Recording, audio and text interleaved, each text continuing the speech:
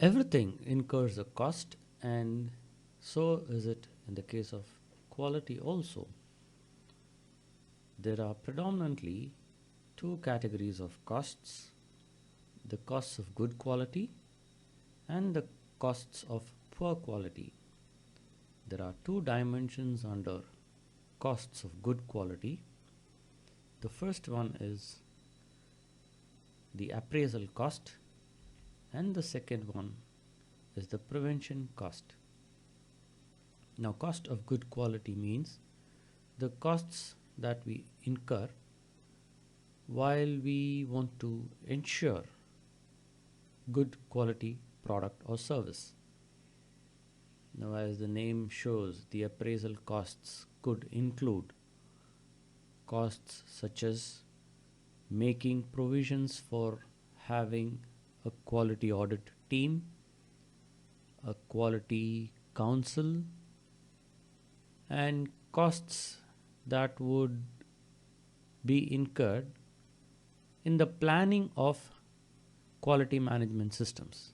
So, these are all examples of appraisal costs, which are part of the costs that help towards ensuring a good quality product. Prevention costs are also costs of ensuring good quality products, and prevention costs include costs such as having a vendor evaluation system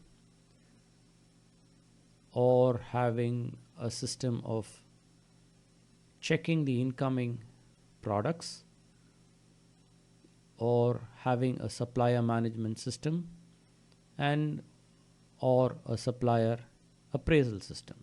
Now, all of these are prevention costs. Now, the other dimension we spoke of was the cost of poor quality. Again, there are two dimensions of costs of poor quality. The first one is the internal failure cost. Now, these are costs that are incurred before the final product reaches the customer. For example, during the manufacturing process or during the service process, something goes wrong and corrective measures or actions are taken even before the final product or service reaches the customer. The other cost is the external failure cost, and these are costs that are incurred after the final product reaches the customer.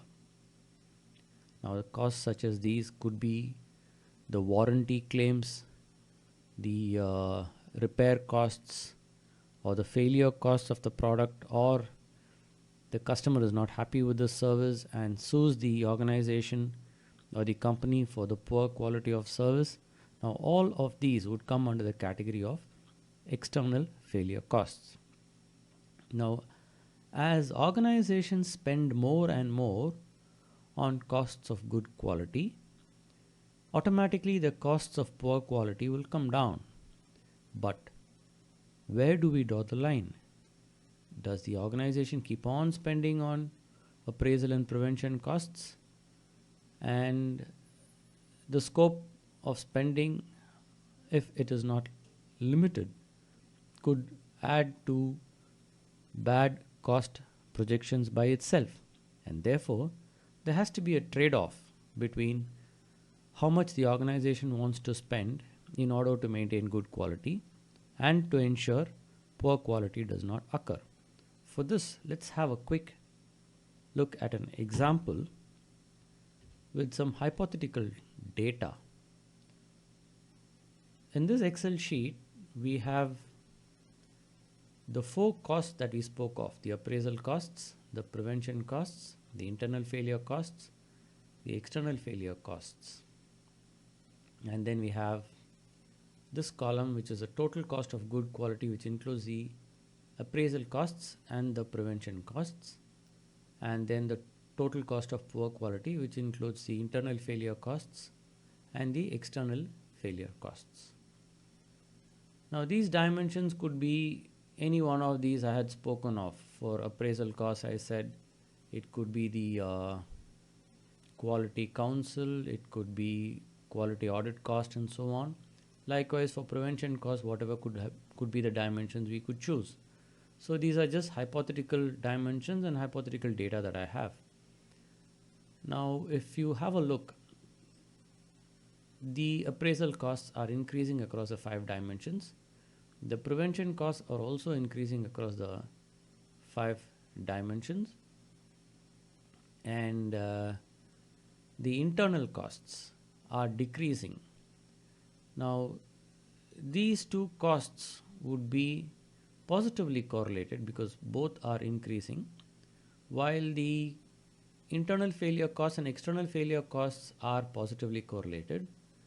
Whereas if you compare the total cost of good quality and the total cost of poor quality, they are negatively correlated, or they are likely to be negatively correlated. As the costs of good quality increase, the costs of poor quality should obviously decrease, because as you keep spending to ensure better quality, you need to also ensure that poor quality will come down, or the cost of poor quality will come down. So the more you spend on good quality, the lesser would be the cost of incurring a poor quality. Now let's just try to draw this as a graph and see what can we infer from that. So let's just try to insert a chart. Let's go to the line chart. Let's see what we can do here. Yes, we have this chart here, and I'll just name this chart as cost of quality 1. Okay, so here we have a look. Let's enlarge this chart a little bit so you can see it a little clearer.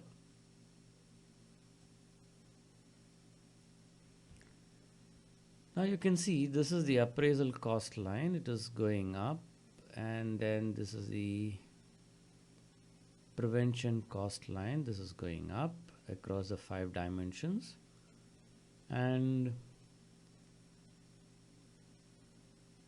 here you find the external failure cost coming down, and you find the internal failure cost also coming down.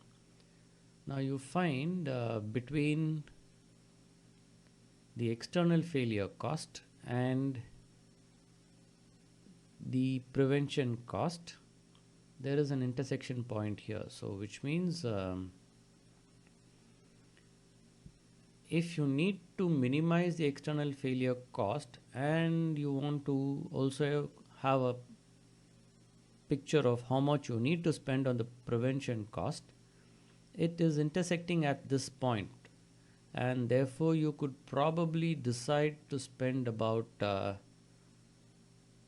6,000 rupees, or whichever is this value. This value is 6, and therefore you spend 6 on the prevention cost, which would obviously be the lowest possible point for your trade-off.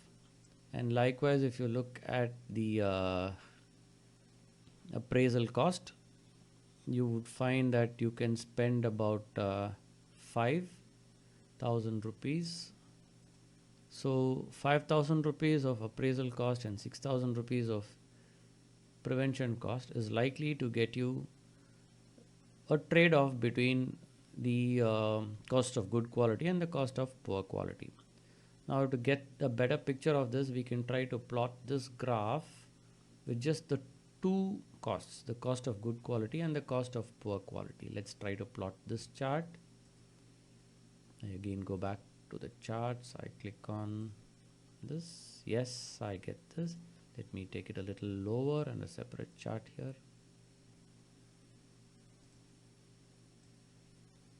I'll name this as cost of quality 2.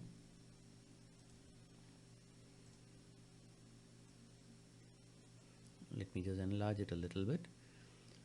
So here we see somewhere at 11 is where the point is intersecting.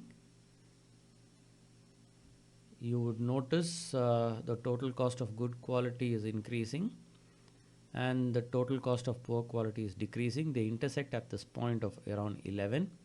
So 11,000 rupees is what is recommended that you spend to optimize or to bring a balance between the cost of poor quality and the cost of good quality. How much should you spend to ensure that you minimize your poor quality and you ensure a good quality exists? So this 11, if we notice, is actually a summation of this 5 plus 6, the ones that we had seen in this graph. And therefore, as we had discussed, how much do we decide to spend in terms of appraisal and prevention cost in order to ensure that we minimize the costs of poor quality? That is this amount of 11,000 rupees. So this is how we decide upon managing our costs of quality.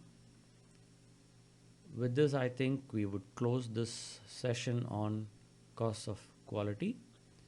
And if there are any doubts or queries, please feel free to drop them in the comments box and I might try to respond to your queries. So thank you, and we stop here.